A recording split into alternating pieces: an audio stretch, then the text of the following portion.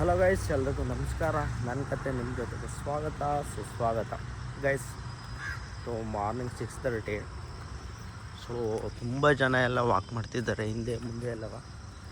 So ನನಗನ್ಸಿತ್ತು ಈ ಪಾರ್ಕಲ್ಲಿ walk ಮಾಡ್ಬೇಕಾದ್ರೆ ಏನಂತ ಅಂದರೆ, ಇಲ್ಲಿ ಸುಮ್ಮನೆ ಬರೋದಿಲ್ಲ ಪಾರ್ಕಿಗೆಲ್ಲ.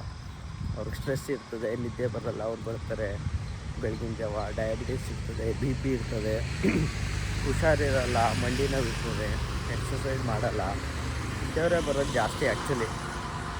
ಸೊ ನಾನು ದಿನ ನೋಡ್ತೀನಲ್ಲ, ಅದಕ್ಕೆ ನೋಡ್ತಾ ಎಲ್ಲರೂ ಎಷ್ಟೋ ಕಷ್ಟ ಅಲ್ವಾ ಎಲ್ಲರೂ ಲೈಫ್ ಅನಿಸ್ಬಿಡುತ್ತೆ ಆ್ಯಕ್ಚುಲಿ.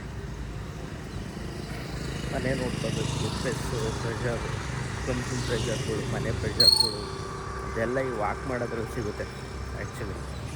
ನೀವು ನೋಡ್ತಾ ಇರ್ಬೋದು, ತುಂಬ ಪಾರ್ಕ್ಗಳಲ್ಲಿ ಬೆಳಗಿನ ಜಾವ ಬಂದು ವಾಕ್ ಮಾಡ್ತಾ ಇರ್ತಾರೆ.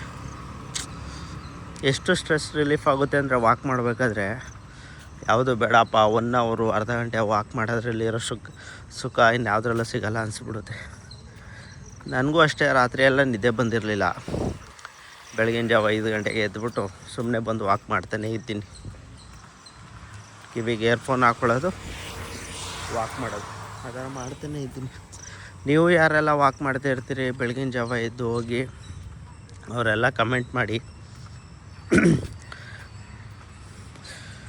ಆದರೂ ತುಂಬ ಯೋಚನೆ ಮಾಡ್ಬೇಕಾದ್ರೆ ಅನಿಸುತ್ತೆ, ಮನುಷ್ಯನ ಜೀವನ ಎಷ್ಟು ಕಷ್ಟ ಅಲ್ವಾ ಅಂತ.